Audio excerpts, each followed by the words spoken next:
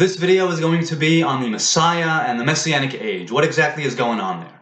So Messiah in plain Hebrew means anointed one, an individual who was anointed with oil. That is also the translation of the word Christ. Christ means the anointed.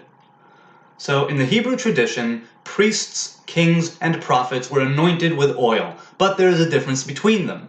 Kings of the house of David and high priests were anointed with special sacred oil which Moses was commanded to make at the time of the tabernacle. This is an oil that he made one time, a big batch. It was not allowed to be replicated, nor was it allowed to be put to any mundane or ordinary use.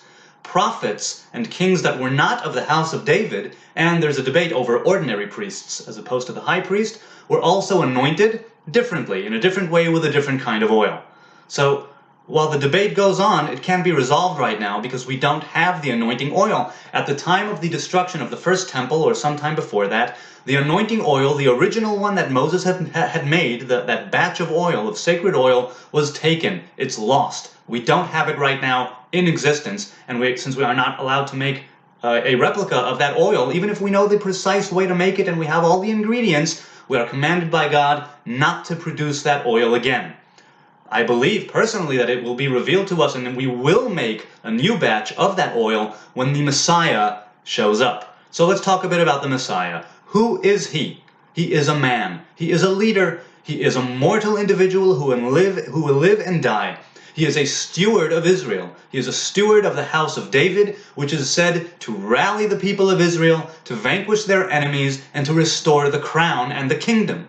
Some also say he will take part in the building of the third temple. I don't know about that. I know that when Maimonides speaks of the laws of the Messiah, it doesn't have to be somebody who performs miracles, who does things that defy nature or the laws of physics. It's simply a man, a leader, a king, a wise person who is able to rally the people and put them on the straight and narrow, on the path of righteousness. It is a person who will bring war, perhaps, but will also bring peace eventually. War is one of the things which is in debate, since the Messiah, according to tradition, is said to arrive at any given moment, if we merit it. The Messianic Age, as it's known, exists all the time. There is always the potential of a Messiah being revealed, even at this very moment. At any given generation, at any given time, there is a man, a steward of the house of David, somebody who may not even be aware of his lineage, but it's there. And if the generation and the time merit it, then he will be revealed as the king.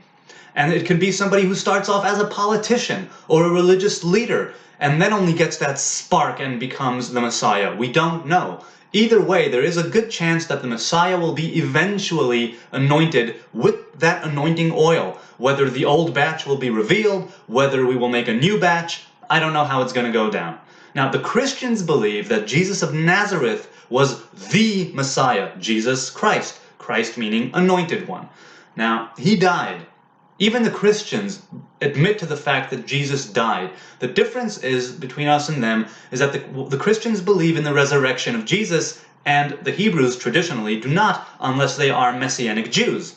Also legitimate, people can do whatever they want. Now, Jesus could have been a king. He could have been the Messiah. Maybe he was the Messiah until he died. This is also true to Rabbi Shimon bar Kochva at the time of the Second Temple, who people thought he was the Messiah. This might have also been true to Shabbatai Tzvi in the Middle Ages. People thought he was the Messiah. He may very well have been until he became a Muslim and then died. So we see that it has to be a living man. It has to be somebody who is a king who is alive.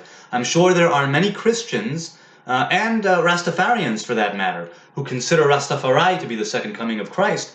I'm sure there are many who will say, no, he was unique, so he lives on. But you know what? He died. I don't believe in the resurrection of the kings. That puts a lot of things into disorder. The king, there are people who have sort of toyed with the idea of life and death. Several individuals are mentioned in the Bible. Elijah was taken away in a whirlwind, and Enoch was taken away by God. And there were two people who were resurrected after they were dead by a prophet. But this is not exactly the same thing. We're talking about a leader, a king, a warrior, and I think that's where we split. I don't believe that people can come back from the dead and rule. I believe the ruler of a nation should be a living man. Why is this age, more than any other age, referred to as the Messianic era, the end of days, all of that? Our sages teach us that at the time of the Messiah, the people of Israel will come back to their land, the land will bear fruit and will thrive, and there will be the potential of a great war, or several wars. And we see that all of the signs are pointing towards this simple truth, that this is the time of the Messiah, regardless of whether he chooses to appear or not, whether he is revealed or not. The people of Israel came back to the land. It is true that most of the Jews, most of the Hebrew people are in exile, but it's out of choice. It's a chosen exile, not a forced one, and that makes all the difference. And the land, without a doubt, is bearing fruit. We have a state, we have an army, we have a government, we have a thriving industry, and Lord knows we have wars. In fact, Israel has been in a state of war and emergency ever since it was established in 1948. It just went into a state of emergency and never left.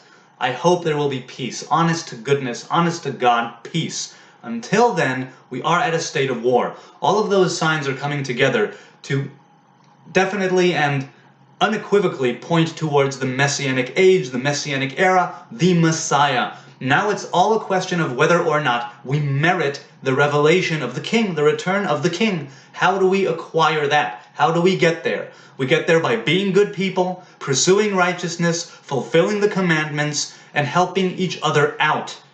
Our sages teach us that the son of David, right, the Messiah, comes either at a time where all is lost or all is awesome. Now that's a wide spectrum, and it doesn't have to be that way.